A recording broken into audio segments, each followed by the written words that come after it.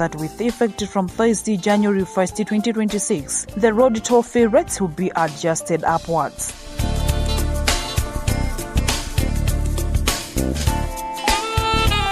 The new tariff, which will be applicable for both Chingenito Plaza and Kalinyike toll gate, is as follows.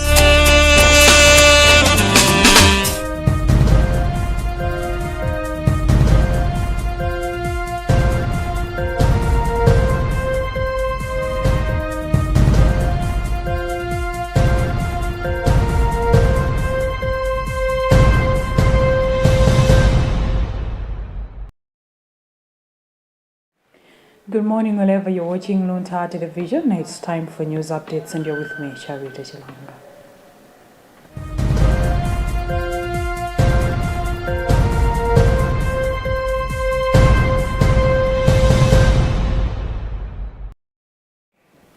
Pope Leo XIV has described the new year as an open journey to be discovered, urging the faithful to see each day as a fresh beginning, shaped by God's mercy and peace. He made the remarks on January 1st, 2026, during his first public Mass of the year for the Solemnity of Mary, Mother of God, at St. Peter's Basilica. In his homily, the Pope reflected on the biblical blessing given to Israel after revelation from slavery, saying it marked a rebirth and new path forward. He said the liturgy reminds believers that every day can begin anew, and encouraged them to embrace the year ahead with hope. Marking the World Day of Peace, Pope Leo said God chose to save the world not through violence, but through humility, forgiveness, and welcome, entering history as a vulnerable child through Mary. As the 2025 Jubilee nears its close, the Pope recorded the legacy of forgiveness, remembrance of the martyrs, and care for the poor as signs of God's saving presence.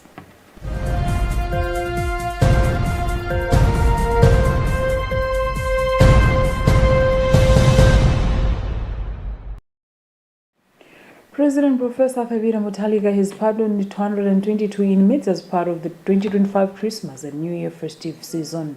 The pardoned include convicted prisoners who have served half of their sentences, the elderly, females, and those who are chronically ill.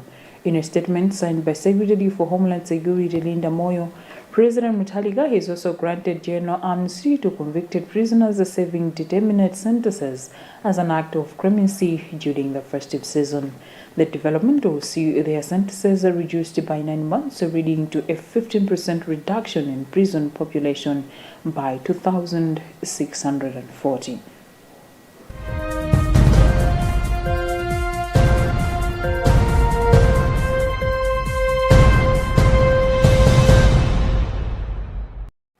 A latest update from the Lord's Authority shows that the temporary crossing at Mpasadzi Bridge on the M1 road has been opened to control the heavy goods traffic after completion of key works and successful trials.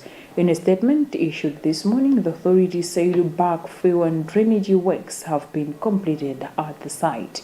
The statement, signed by RA Chief Executive Officer Engineer Ami Jampiti, further says trial runs involving buses, tripper trucks, and fuel tankers showed the crossing can safely carry heavy loads. Following the trials, heavy goods vehicles from both directions have been allowed to use the crossing under strict traffic control measures.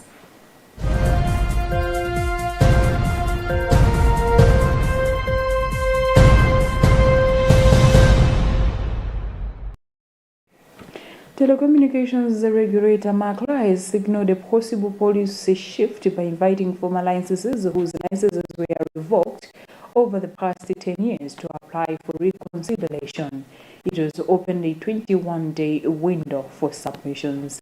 The move, announced in a public notice signed by Acting Director General Mayamiko Nkoroma, applies to electronic communications, content service, and postal and courier licenses revoked between 2015 and 2025. Makla says applicants must show they previously held valid licenses and have since taken corrective steps or can provide new information linked to the revocation, while stressing that reconciliation does not guarantee reinstatement.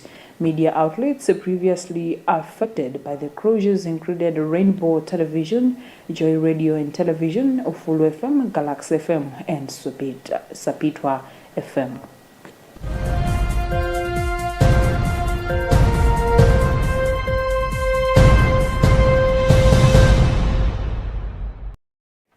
And in other news, the Democratic Republic of Congo has accused Rwanda of killing more than 1,500 civilians in the Congolese east since early December, when the Kigali-backed M23 militia launched a fresh offensive.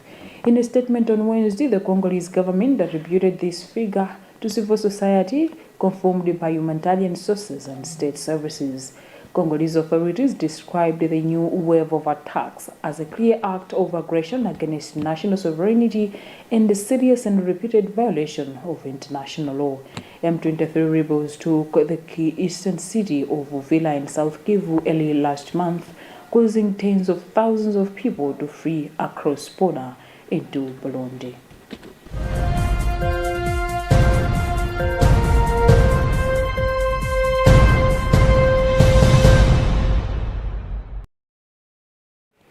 And that's about what we had time for in this edition of News Updates after the hour of 10. You've been with me, Charity Chilanga. Good morning.